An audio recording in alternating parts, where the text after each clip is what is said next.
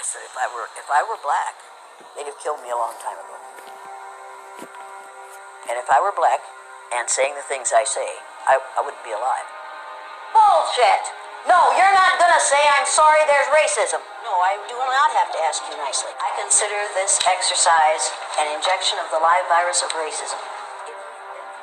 This exercise, the next time you see me next to me, exercise is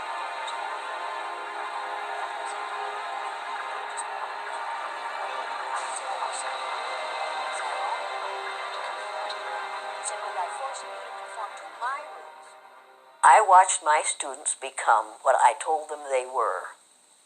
I watched little, wonderful, brown-eyed white people become vicious, ugly, nasty, discriminating, domineering people in the space of 15 minutes. I watched brilliant, little, blue-eyed, white Christian children become timid and frightened and angry and unable to learn in the space of 15 minutes. If you do that with a whole group of people for a lifetime, you change them psychologically. You convince those who are analogous to the brown-eyed people that they are superior, that they are perfect, that they have the right to rule. Did you learn anything this morning? I think I learned from the experience of feeling like I was in a glass cage and I was powerless. I realized this morning that there were very few times in my life that I've ever been discriminated against. Very few. And you convince those who take the place of the blue-eyed students that they are less than. How did they feel yesterday? Down like a dog on a leash. If you do that for a lifetime, what do you suppose that does to them? You find out that there are people of color who refuse to live down to our expectations of them. I am now watching, at the national level, that exercise that I did based on eye color being reenacted in the government of the United States of America. I've done this with people of all ages for the last 50 years. Now think about that. Next year it will be the 50th anniversary of the killing of Martin Luther King Jr. and the beginning of the blue-eyed, brown-eyed exercise. When are we going to learn? When are we going to put a stop to this? White people's number one freedom in the United States of America is the freedom to be totally ignorant about those who are other than white. We live in the land of the free and the home of the brave. White people are the free, and people of color have to be brave. I want this situation to change. I want it to be such that no black person has to have courage to get up in the morning, any more than I, as a white person, have to have courage to get up in the morning. This is the most important book you or I or anybody else will ever read. I'm an educator. Every educator should refuse to perpetuate the myth of white superiority. There's only one race. It's the human race. Barakatah Yahweh, Barakatah Yahweh Shah, Kala Imla Yahweh Ba'ashim Yahweh Shah Ba'ashim Kakodash, and double honors to the big brother and the elders and apostles of Great Millstone, and to the rest of the brethren on down that's teaching and preaching this truth of Yahweh Ba'ashim Yahweh Shah, Shalom Ba'yatah Dawadah, and to the Akim and Akwathium that's out there repenting and returning back to our Father Yahweh through our big brother Mashiach Yahweh Shah, Shalom Mashpakah, Shalom. I just want to get straight to the point with these scriptures on this. But I'm going to play this video, this feed. But look at this. Do you believe this? What did it say? There's only one race. Do you believe that shit? Do you believe that shit? There's only one race. Do you believe that? And you got some people with that simple ass form of thinking. We all the same. Bullshit. And I'll bring out these scriptures, just a few, and we're going to get straight to the point with these scriptures. We're going to hit all the points and show you, nah, it ain't only one race.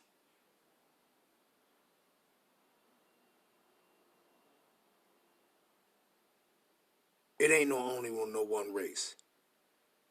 Now let's go into the word, the etymology of that word race, and let's find out what it means. Let's find out what it means real quick. The etymology word for race. Race, meaning it's category, and it's the second category, or rather the second paragraph going into this word race. It says, people of common descent. 1950s, people descendant from a common ancestor. Class of persons allied by common ancestry. From the French, Slovakia, from French race, earlier Raza race, breed, lineage, family. 16th century, possibly from Italian razza, which is of unknown origin. Cognate with Spanish raza, Portuguese raca. Etymologists say it has no connection with Latin radix root, though they admit this might have influenced the tribe nation sense. And race was a 15th century form of radix in the Middle English, via Old French race or race or race or rice. Klein suggests the word derived from Arabic ras, head, beginning origin, compared Hebrew Rosh. But the point of being, the name race, the word race, it just means what? People coming from a common ancestry that have the same, as of the same lineage. Basically, that's what race means. Basically. So let's go back. Better yet, let's just get into these scriptures and let's find out, is it only one race? Because we already know it's not. You know. But I just want to bring out a few scriptures on it, because that's idiotic to think that it's only one human race. Yeah, okay. Oh, it's only one race. How's that? We ain't all the same people. We ain't all the same. Period, point, fucking blank. We ain't all the same. And any of our people that got that in their head that, no, we all the same. Because you hear them say, no, we all bleed red, and pigs, rats, and dogs bleed red too. Is they you? Is you them? But let's just go into it. Let's get straight to these points and get straight into it. Let's get straight into it. Let's go here first. 1 Corinthians 15 and verse 39. We'll go hit the points on this. What it says, 1 Corinthians 15 and 39. All flesh is not the same flesh. Keep that in mind. All flesh is not the same flesh. I'm going to repeat it again. Keep that in your mind. Because just because you got skin on your body, that don't mean that you and another people are the same. Just because your skin might happen to be brown in complexion because you have melanin, don't mean that you're the same as somebody else that have brown skin because they have melanin. Don't mean you're not the same. So what it says, 1 Corinthians 15 and 39, all flesh is not the same flesh, but there's one kind of flesh of men, and another flesh of beasts, another of fishes, and another of birds. But when it says, but there is one kind of flesh of men, it meaning pertaining to that flesh of those nation of people. don't mean it that it's all one flesh of men, that like all men have the same flesh. Do fishes have the same flesh? Well, you got some fish with fins and scales. Is that the same with the fish? Does that fish have the same flesh that have no fins and scales? That feels slimy? No, it don't. Like you got red snapper. Does red snapper have the same flesh as catfish? No, it don't. Two different species in the aquatic world. Two different species. Does a tiger have the same flesh as a hyena? Or a dog? Or a cow? Or a fucking giraffe? No, they don't. So you need to know that, no, that's talking about something. Meaning, we are all not one race. It ain't no one race. Period. Let's finish it out and move to the next one. 1 Corinthians 15:39. All flesh is not the same flesh, but there's one kind of flesh of man, another flesh of beasts, another of fishes, and another of birds.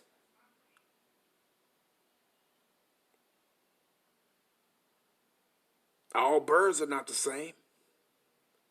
All beasts upon the earth is not the same. All fishes are not the same, except the ones that's in their own group, according to their own kind. And all people on this earth that's walking around with 2 legs and 2 arms, you're not the same. Period. Let's go to Sirach 13. Sirach 13 and verse 15. Every beast loveth his like, and every man loveth his neighbor, meaning his own people. All flesh consorteth according to kind. So if you will say it's only one race, then you got to say it's only one flesh. But what did 1 Corinthians 15:39 say? All flesh is not the same flesh. So it's telling you right there, it ain't no one race. Let's continue. Sirach 13 and verse 16. All flesh consorted according to kind, and a man will cleave to his like. Meaning you will cleave to your own kind.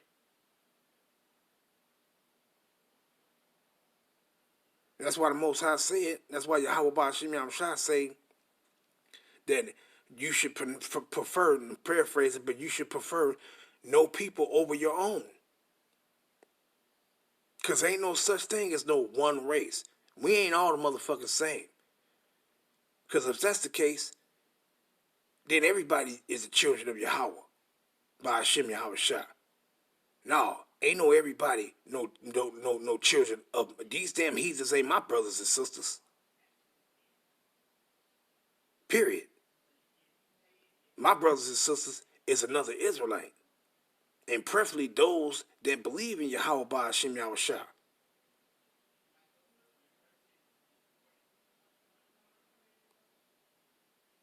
Period. Let's go to Genesis. Bear with me. Let's go to Genesis. Let's go to chapter 29. And we're going to hit these points. 14 and verse 15. The point is, let me see if I'm read up some. Yeah, I started 13. Because the point of the reason why I'm reading is because why? That flesh is talking about your own kind. It ain't talking about, oh yeah, we all get flesh on us, so we all the same. No, we're not. Genesis 29 and verse 13. And it came to pass, when Laban heard the tidings of Jacob, his sister's son, which made him his nephew. So he was a part of his family also. But it's determined by your father. But this is still his family also. That he ran to meet him and embraced him and kissed him and brought him to his house. And he told Laban all these things. And Laban said to him, surely thou art my bone and my flesh. And he abode with him the space of a month. And Laban said unto Jacob, because thou art my brother. He basically saying he's related to him. So somebody that's not of your lineage, that's not related to you, is not your flesh. You're not the same. These heathens is not the same as us. We Israelites are the same bones and flesh. No matter what tribe you come from. But anybody outside of the nation of Israel that's not a Hebrew Israelite, you are not of our bones. You're not of our flesh. Period. So it ain't no one race. Get out of here with that bull crap. Let's go to Judges. Matter of fact, well, I ain't even got here. I already said who he was. Because then I was going to go to Genesis 28. Right quick. And Isaac called Jacob and blessed him, and charged him, and said unto him, thou shalt not take a wife of the daughter of Canaan. Arise and go to Padan Aram, to the house of Bethuel, thy mother's father, and take thee a wife from there of the daughters of Laban, thy mother's brother. But he already said that, that he already quoted that in 29. But what he says, so what he say? It was his family. So those of your flesh is your family, is your people, who you related to. Ain't no heathens related to us. Period. But let's go to Judges. Chapter 9. Let's start here. Judges 9:1. But the point is 3. And Abimelech, the son of Jerubbaal, meaning Gideon, went to Shechem unto his mother's brethren, and communed with them, and with all the family of the house of his mother's father, saying, speak, I pray you, in the ears of all the men of Shechem, whether it's better for you, either that all the sons of Jerubbaal, which are 70 persons, meaning 70, reign over you, or that one reign over you. Remember also that I am your bone and your flesh. What did he say? Verse 3. And his mother's brethren spake unto him in the ears of all the men of Shechem all these words, and their hearts inclined to follow Abimelech. For they said, he is our brother.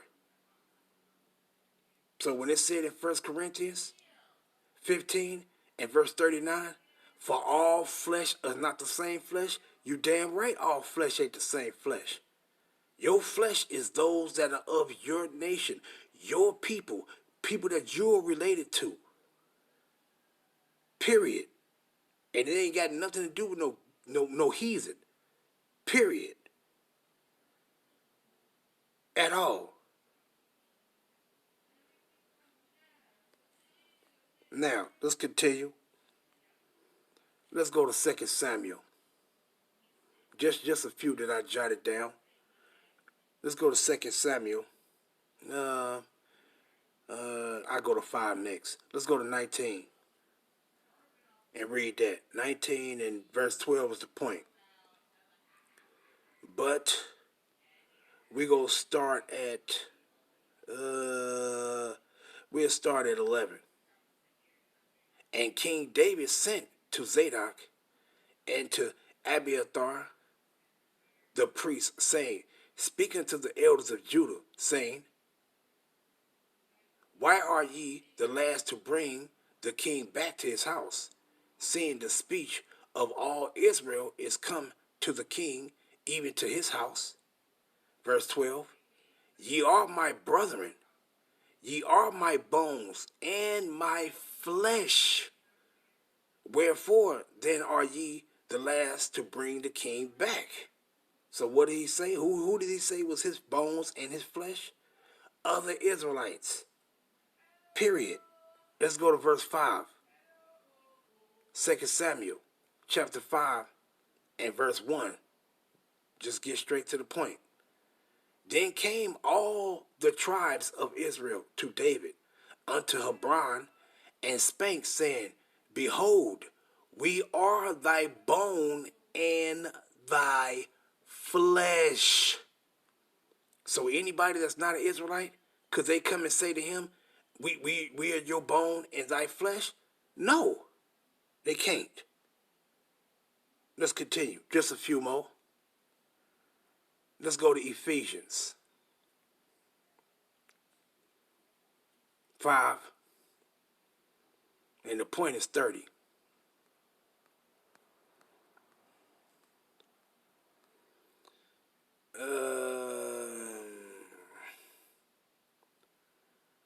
Well, I read this because he's telling these to our people that was in Ephesus. I started 29. For no man ever yet hated his own flesh, but nourish it and cherish it, even as the Lord Yahweh Ba'ashem Yahushua, the church. For we are members of his body, of his flesh, and of his bones. What is it saying? That these individuals that he's talking to is Israelites that's in Ephesus, and he's basically telling, yeah, you are partakers of his body, of his flesh, and of his bone. Why? Because you are of his nation of people. That's why. If you are Israelite, no matter what tribe you're from, you are related to Mashiach Yahushua. Period. Let's go to Romans. What did Paul say? Let's get straight, read up, and come down to the point. The point is 3, though. I say the truth in Mashiach. Romans 9 and 1. I say the truth in Mashiach. I lie not. My conscience also bearing me witness in the Holy Spirit, that I have great heaviness and continued sorrow in my heart. For I could wish that myself were accursed from Mashiach. For my brethren, what is that? Achium, or in the Greek, what is that? Eldaphos. My kinsmen, in the Hebrew, Amayat, according to the flesh. Who is his kinsman according to the flesh? Who are Israelites. Period. So let's go to another one. Let's end it off with this one. Romans 11 and 14. Romans chapter 11 and verse 14. Come down to it. Because this whole chapter, Romans 11, is to Israelites. Not no heathens. It's to Israelites only. It's talking about Israelites, period. But let's get to the point. Romans 11 and 14. I started 13. For I speak to you Gentiles, inasmuch, and those Gentiles was Israelite foreigners, inasmuch as I am an apostle of the Gentiles, meaning Israelites that were scattered abroad, I magnify my office, if by any means I may provoke to immolation, meaning jealousy, them which are my flesh, and might save some of them. So who is those of his flesh? His own people. So when 1 Corinthians 15 and 39 said, for we are not all, for the matter of fact, let's go back to it because I don't want to paraphrase it. 1 Corinthians 15 and 39. What does it say? All flesh is not the same flesh, So all people, all nations of people are not the same nation of people, period. And I'm going to end it off there. Shalom, Yasharala, and Barakatham, and Abad Babal.